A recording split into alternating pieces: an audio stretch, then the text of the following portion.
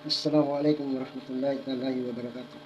Meron na naman po tayo nabiling maliit na electric fan. 12 volt po ito, mga idol.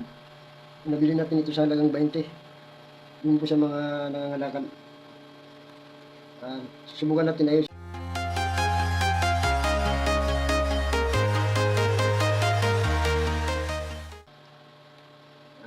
Kung napapansin niyo po mga idol, hindi po umikot yung kanyang motor. Oh. Mahirap umikot. Napakasikip. Siguro matagal nito na stock.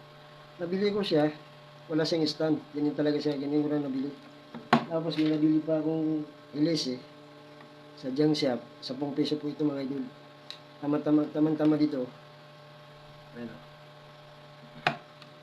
Ngayon, kung sakali pong silang motor nito, meron po tayong pampalit kasi may nabili rin ako sa junk shop ito. Nabili ko po ito sa halagang 10 peso. Bili din po yan ipalit. Diyan. Tapos may nabili tayong controller sa motor. Para po ma-adjust yung speed. Sa mga online shopping po ito mga idol, doon ko nabili. 60 lang ito. Hindi po natin babanggit. Online shopping ang binili natin. Baka tayo ay na-violasyon. Ito pang gagamitin natin pang controller dito sa motor na ito. Tapos gagamit tayo ng 12 volt na charger. 12 volt po ito mga idol. Bubuksan natin mga idol para makita natin kung okay pang motor na ito.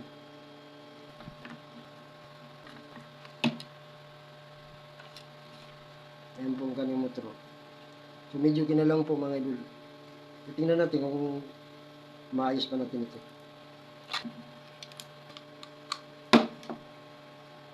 Ayaw umikot. Lagyan natin ng asiti mga idol.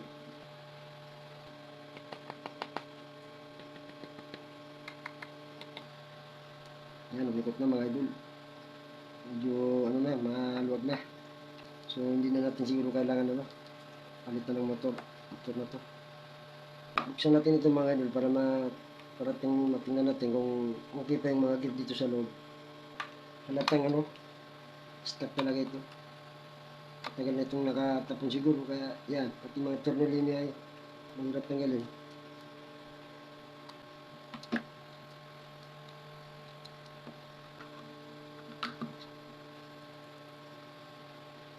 Ayos pa mga idol. Okay pa siya.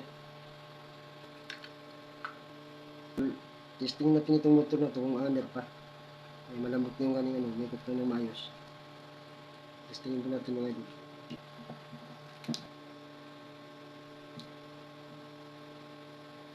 Natin itong 12 volt na charger.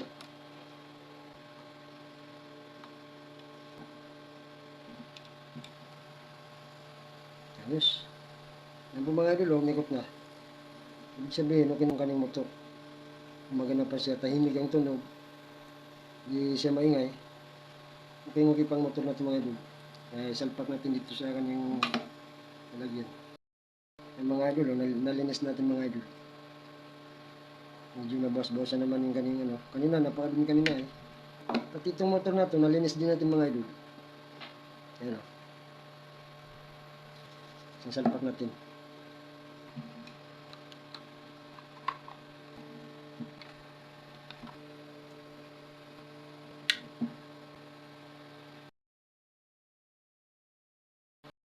Ngayon mga idol, maglalagay tayo ng ganing saksakan. Pang 12 volt. Tapos maglalagay rin tayo ng ganing controller.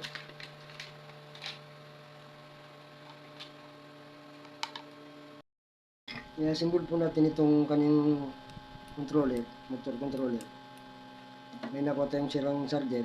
Binutasan natin dito para mailusot itong ayan saktong lapad. Ayan po, ilalagay natin yan dyan. Ayan, dito natin ilalagay ito. Maglalagay ito ng tornilyo. Ayan, itong wire na ito, ilusot natin dito sa butas. May butas din Ilusot natin dyan kasi dito tayo maglalagay ng controller. Mas malapit dito sa kukunikan natin ng motor na ito.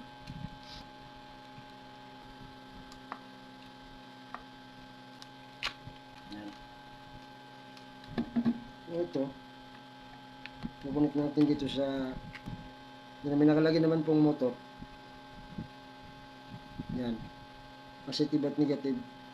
Ang positive dito mga idol, itong pula, yung brown, tapos negative po yung blue. Tapos ito naman, yung sa ating adapter, hindi po natin ikukunik. Asimbulin natin muna ito mga idol para may lagay natin.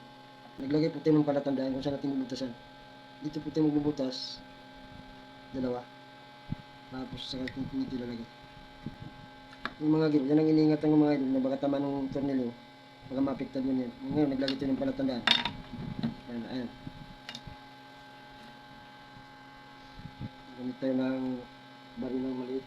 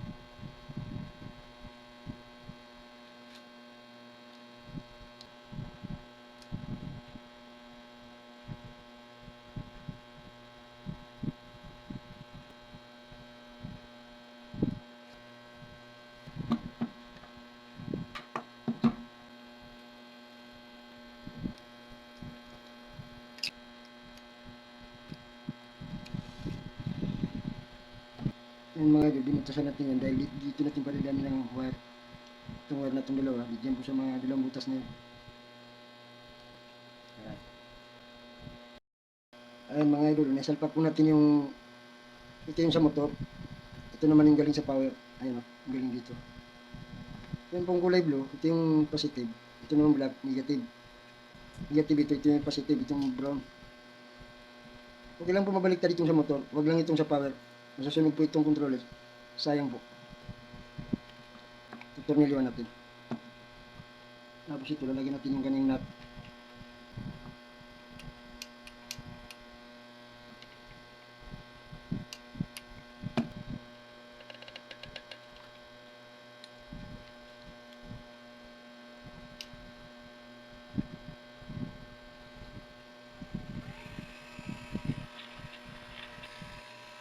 Ngayon, kasi nawala yung pitan nito.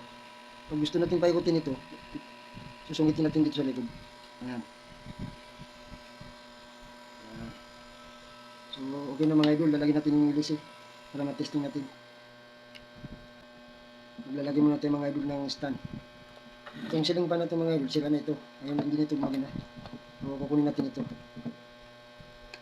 Tanggalin natin.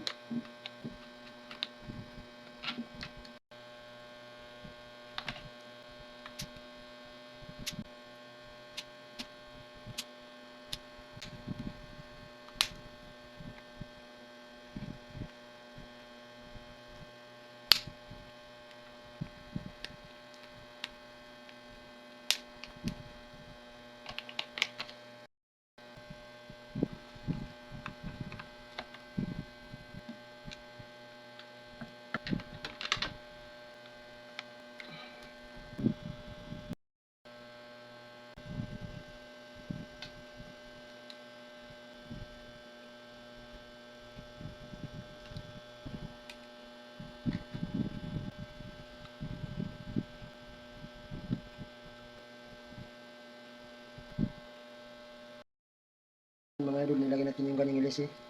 So, pwede natin testingin ngayon.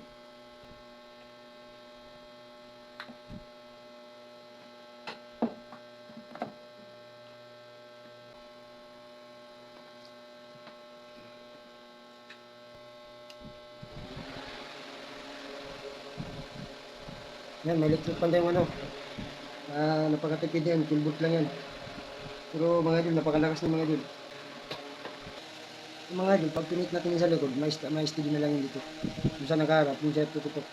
Subukan natin siya pinitin sa likod para mag-steady dito sa harap natin.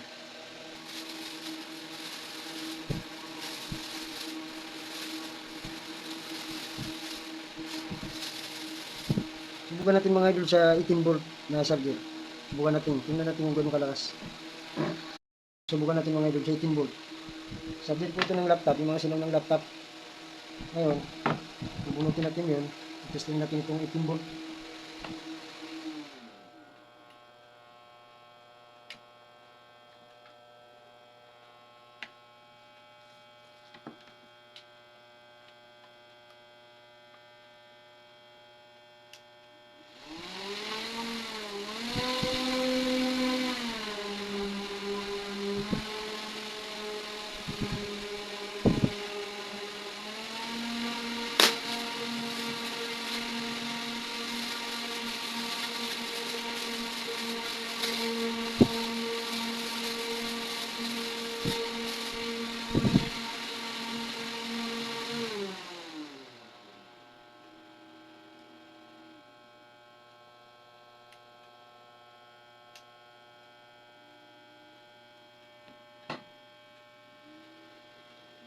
Ang lakas.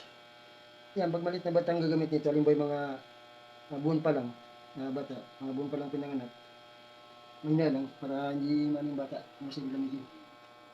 Mahina lang, mga ganyan. Mga ganyan lang. Yan. Ginawa ko ito mga idol para yung mga anak kong nag-study dito sa table na to, diyan nila iipit. Dito po sila nag-study sa table na to. Kung mapansin nyo ito, table ito. Dito madalas mag-study ng aking mga anak. Para meron silang gamit, yan, iipit na lang din sa gilid. Meron na silang electric fan.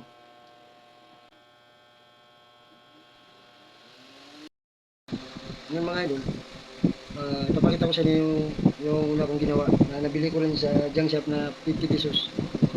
Sa nakapanood nito, nung ito yaking gawin, maalala niya ito. Nung 2022 pa itong ginawa.